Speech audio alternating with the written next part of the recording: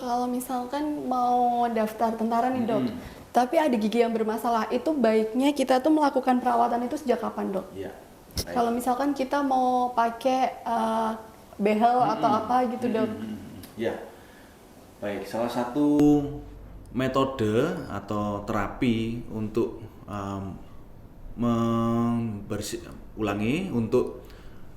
merapikan gigi ya, atau memperbaiki relasi gigi, itu salah satunya adalah dengan terapi ortodontik ya. Terapi ortodontik itu sendiri tergantung pada case ya. Semakin berat relasinya atau semakin crowding atau semakin tidak rapi susunan gigi, otomatis perawatannya akan semakin lama.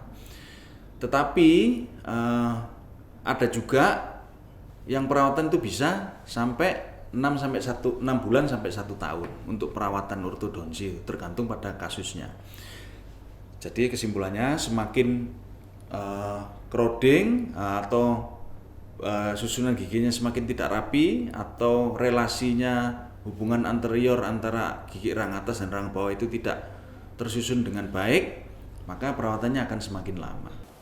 Ada tidak sih dok fasilitas kesehatan yang khusus diperuntukkan untuk mereka yang ingin merapikan permasalahan di gigi dan mulut yang memang diperuntukkan untuk masuk tentara begitu? Ya, sebetulnya sekarang ini pada setiap instansi kesehatan ya, rumah sakit pada khususnya itu pasti mempunyai unit general check up ya, pasti mempunyai salah satu poli untuk melakukan general check up.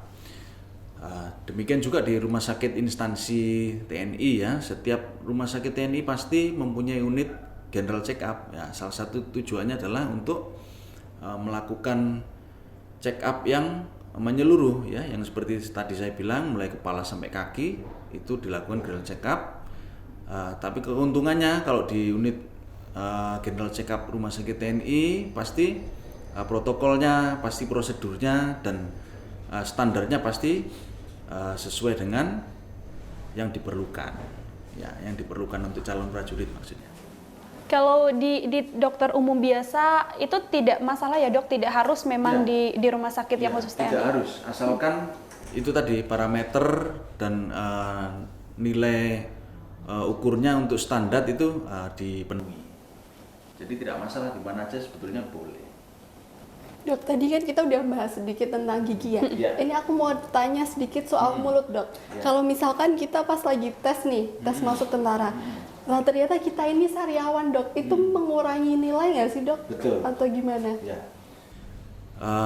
Itu sebetulnya ulcer itu kan ada banyak ya, tetapi kalau kita memang ulcer yang bukan dari manifestasi penyakit sistemik ya, itu kan self-limiting disease ya, jadi bisa sembuh sendiri sebetulnya.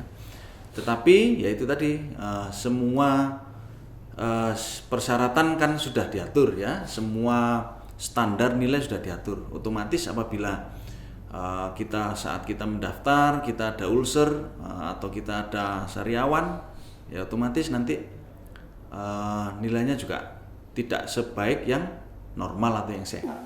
Seperti itu. Kalau terkait bau mulut dok seperti apa? Ya. Bau mulut atau halistosis itu memang pasti juga salah satu manifestasi adanya ketidaknormalan ya dalam rongga mulut kita. Bisa jadi dari gigi karies, bisa jadi gigi impaksi, bisa juga dari penyakit gusi ya atau jaringan lunak, bisa juga dari kalkulus ya, banyak. Berarti itu kalau halitosis itu berarti salah satu manifestasi Pak. Jadi sekundernya ya, pasti ada penyakit primernya atau kelainan primernya yang harus dicari atau harus diselesaikan. Terima kasih sudah nonton. Jangan lupa like, subscribe, dan share ya.